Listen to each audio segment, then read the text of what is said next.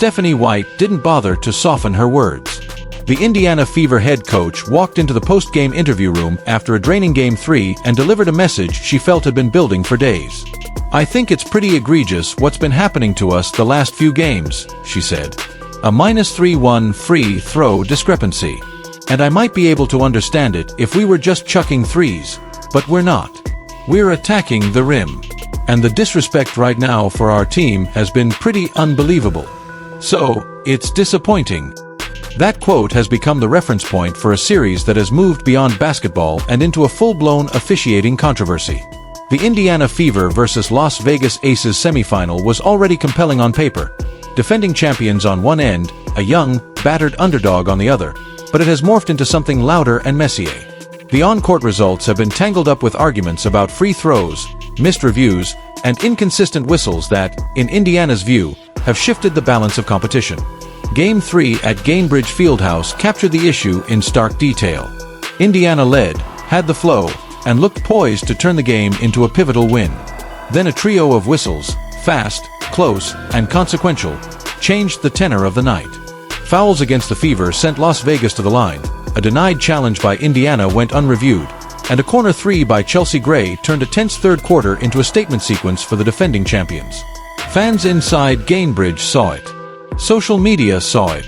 The box score confirmed it. To the Fever and their supporters, it did not look like the Aces outplayed Indiana down the stretch.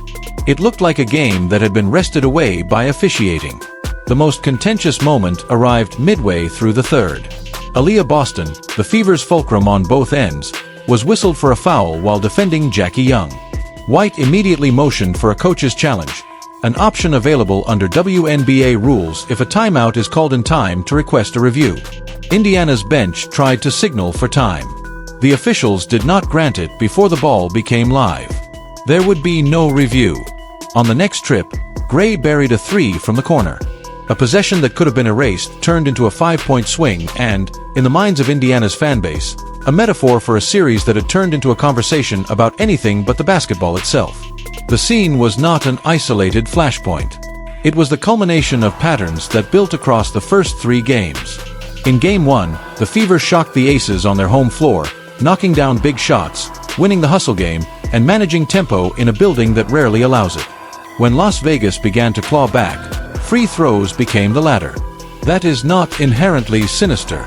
Aggressive teams earn trips to the line, and the Aces have built their identity in part on a relentless physical edge. But for Indiana, the contrast was hard to ignore. The Fever's physical defense in the post, their willingness to chest up, and their discipline on box-outs seemed to be judged by a different standard. What looked like position battles on one end became fouls on the other. By Game 2, those frustrations turned into a rhythm problem. "It's hard for us to find flow when there's a foul called every 10 seconds, White said afterward. "When they're at the free throw line, we can't get up and down the floor, and that's a challenge." They were more aggressive and physical defensively, and we didn't counter with off-ball actions or back cuts. Offense is about rhythm, timing, spacing. We allowed them to take that away, and they did. It was an honest diagnosis that acknowledged both sides. Las Vegas turned the screws. Indiana didn't adjust enough. It also leaned into the central critique. If the whistle interrupts a game in short bursts and long stretches alike, you're playing a different sport. In Game 3, the issue stopped feeling like normal playoff elasticity and started looking to Fever fans like a tilt. Aya Wilson's early shooting funk, she was 1-for-11 by halftime, should have been the story. Instead, the whistles made themselves the headline. Calls on illegal screens that didn't go one way but did go the other, box-outs that looked legal until the whistle sounded, plays where elbows flew in crowds and the contact one side absorbed did not match the calls the other side received. No one in the building or online had to resort to conspiracy to feel aggrieved. They could point to sequences that undercut the effort Indiana invested to build separation. The optics weren't helped by a viral clip compilation that surfaced minutes after the final horn, 2-minute recap from last night, one analyst called it, highlighting an Aces shove in the back that went against Indiana, an obvious foul on a Fever layup attempt that didn't draw a call, and two borderline screens that sprung Las Vegas threes. Clips like that can inflame rather than clarify. But they reflected how a large portion of the audience interpreted what they saw. Armed with slow-motion replays and angles that the officials don't always have in real time, The breakdowns presented a case that the series had slipped from competitive to compromised. That is the word that Stephanie White tiptoed around but implied in tone. She didn't accuse referees of malice. She didn't say rigged. She called the free throw discrepancy egregious, said it did not match her team's shot profile, and labeled the overall pattern disrespectful. Those are fighting words in any professional league, and they were aimed not as fuel for a fine, but as a public demand for accountability. "We also can't allow that to consume us," she said in the next breath. "We have to play through that. We have to control the things we can control." It was the line of a coach who knows her roster has to carry the extra burden of composure when a series turns into a referendum. There is another side, of course. Becky Hammon, asked after Game 4 to explain how a game slipped, glanced down at the stat sheet and gave the simplest answer available. "They shot 34 free throws and we shot 11, she said. Next question. It was exasperation more than analysis, and for a coach who has built a back-to-back champion on defense and discipline, it was also a fair vent. Aya Wilson, who has earned every accolade available to a forward at this level, gave a soundbite that fed the fire. Aaliyah said she had a special whistle, she offered, noting Boston's 13 free throw attempts in Game 4. On social media and in Indiana, that line landed as a wink at claims the Fever had made in earlier games. A handful of fans pointed out that Wilson had benefited from a special whistle in the first 3 games, building rhythm through trips to the stripe and second chances generated by her own physicality. The comments didn't shift the data. They sharpened the edges around it. It is important to situate the numbers in context. Through 4 games, total fouls have been roughly even. The free throw gap flipped dramatically in Game 4 toward the Fever, 34 attempts to 11. That was a function of approach as much as anything else. Indiana put the ball inside and kept it there. Deep seals by Aaliyah Boston, hard drives by Kelsey Mitchell, patient post actions that forced help and contact. Las Vegas, outside of Wilson, too often settled for mid-range looks or faced a half-court that the Fever had tilted away from the rim. When Boston caught deep and forced the Aces to choose between conceding and fouling, the math did what the math does. Indiana earned whistles by playing where contact is called.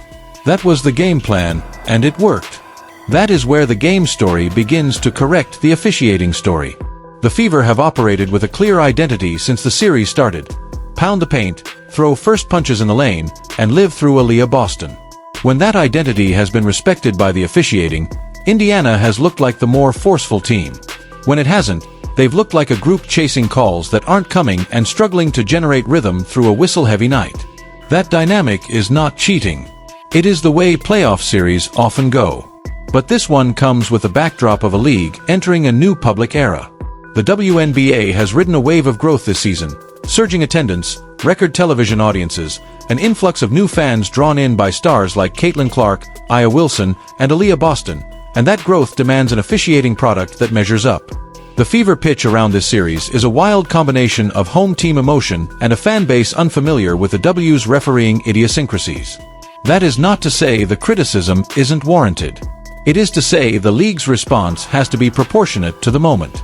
What made Game 3 especially difficult to swallow for Indiana was the way the officiating debate overshadowed Lexie Hull's best night as a pro.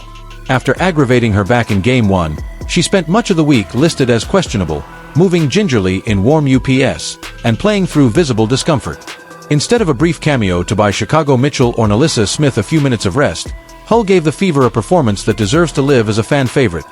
16 points, 10 rebounds, 4 assists, 2 blocks, 1 steal, and 3 threes that arrived exactly when Indiana needed oxygen. She tied a franchise playoff mark for threes across 2 games, 8 total.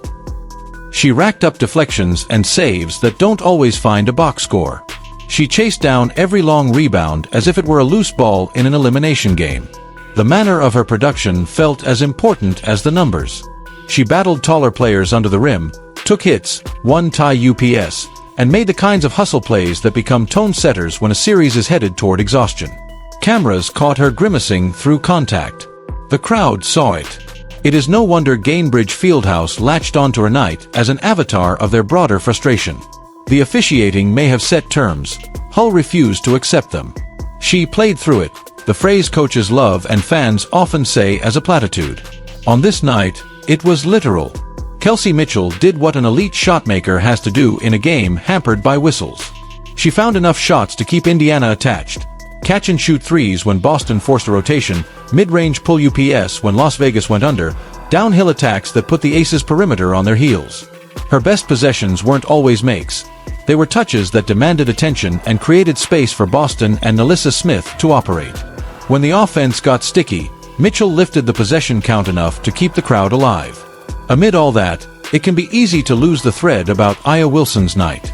Her Game 3 line, 13 points on 6 for 2-0 shooting, wasn't just ordinary by her standards. It was poor for any WNBA starter.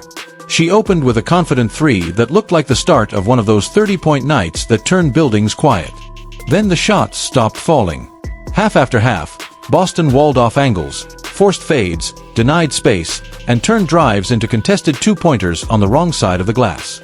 That is not simply an off night. That is an elite defender asserting control over a great scorer. It deserves credit. It didn't get enough. Part of the reason the conversation twisted around Wilson is that she still affects the game even when her shot is absent. She rebounds. She blocks shots. She moves defenders and players on offense with her gravity. Coaches and broadcasters are trained to praise those things in a star when the field goal percentage is underwater.